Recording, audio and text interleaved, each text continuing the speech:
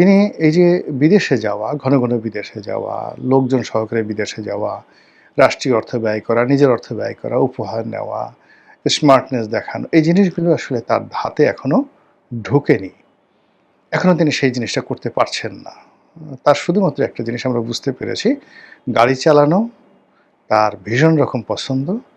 আর ভালো গাড়ি, এই ভালো গাড়ির প্রতি তার একটা দুর্বলতা আছে। এটা এই গত ৬ মাস আমরা বুঝতে পেরেছি। আদার দ্যান তার অন্য কোনো দুর্বলতা আমরা এখন পর্যন্ত দেখতে পারিনি। তো সেই অর্থে এই যে ভারতে যাওয়াটা তার জন্য কিন্তু একেবারে জরুরি ছিল।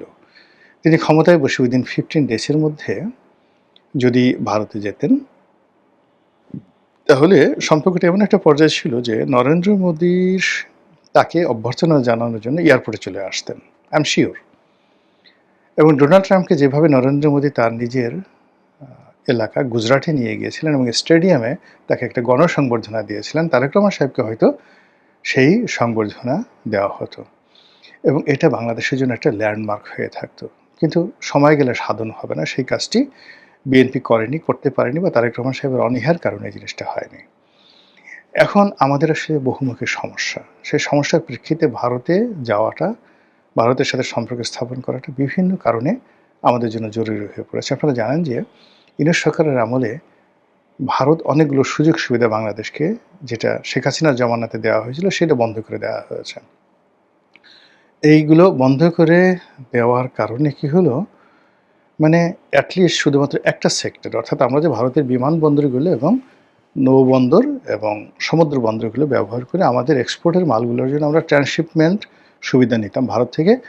আর আমাদের যে ইম্পোর্টগুলো হতো, সেই অনেকগুলো ইম্পোর্ট আমরা ভারতের বিভিন্ন পোর্ট ব্যবহার করে এখানে মাল্টি মোডাল ট্রান্সপোর্টেশন, অর্থাৎ নামতো মুম্বাইতে বা কলকাতাতে বা হলদিয়াতে, আমরা সেখান থেকে রোডে, রেলে এই মালগুলো আনতাম ইম্পোর্টের ক্ষেত্রে। আর এক্সপোর্টের ক্ষেত্রেও একইভাবে আমরা ভারতে পাঠাতাম এবং ওখান থেকে সিতে, মানে সমুদ্রে বা ইয়ার আমরা পাঠাতাম এবং এই কাজ করে শুধুমাত্র গার্মেন্টস সেক্টরে আমরা বছরে $1 বিলিয়ন, মোর দ্যান 12,000 কোটি টাকা আমরা শুধুমাত্র এই ট্রান্সশিপমেন্ট থেকে লাভবান হতাম, যেটা ইউনূস সরকারের আমলে বন্ধ আছে এবং এটা এখনও বন্ধ আছে।